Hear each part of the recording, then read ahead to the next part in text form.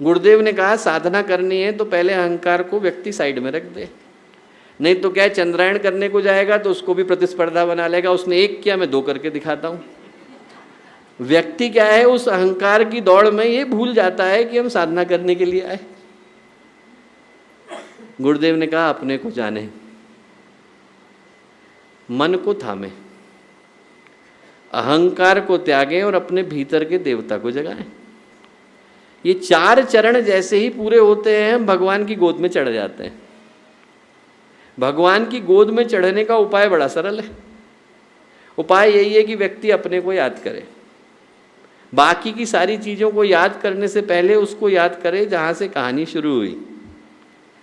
वो मन जो भटकाता है, वो जो मन भ्रमित करता है, उससे अपने को थामने का प्रयत्न करे। एक चीज को भगवान के आगे सौंप दे, क्या है? अहंकार। हमारी अपनी कोई चाहत ही नहीं।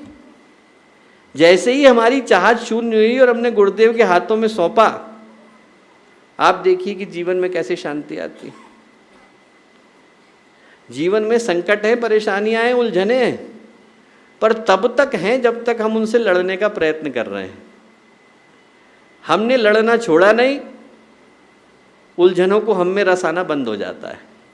अरे इनसे क्या लड़ना है, तो लड़ना ही नहीं चाहते। मन में शांति आ जाती है। जिस रात को भगवान महावीर को समाधि मिली, उस रात को जितना भी अंधकार था वो पूरे चरम के साथ उनके पास आया। सुबह का वक्त हुआ, महावीर को अभिनिष्क्रमण मिला। महावीर ने मुस्कुरा करके अंधकार को देखा और उससे क्या बोले, तू भी जीता और मैं भी जीता। वो बोला आप जीते वो तो समझ में आया, मैं कैसे जीता?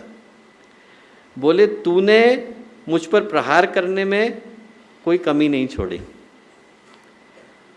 और मैंने उसका उत्तर देने का कोई प्रयत्न नहीं किया। जीवन के संकट आते हैं, हम संकटों से लड़ने लग जाते हैं। कर्म का स्वागत करने के लिए हम तैयार होते हैं तो कर्म अपनी राहें बदलने के लिए तैयार हो जाता है। हमारी लड़ाई उसकी गति को और बढ़ाती है। व्यक्ति अपने को जाने, मन को थामे, ईश्वर को पहचाने, अहंकार को त्यागे, देवता को जगाए। आड़ी महाशय थे परमहंस योगानंद जी के गुरु। एक दिन जो है जा रहे थे, एक जोर से चिल्लाए अपने शिष्य को। उनके साथ एक शिष्य चल रहा था, कपड़ा फाड़, कपड़ा फाड़। फिर दोबारा बोले कपड़ा फाड़, तो उसने घबरा करके अपनी धोती फाड़ी।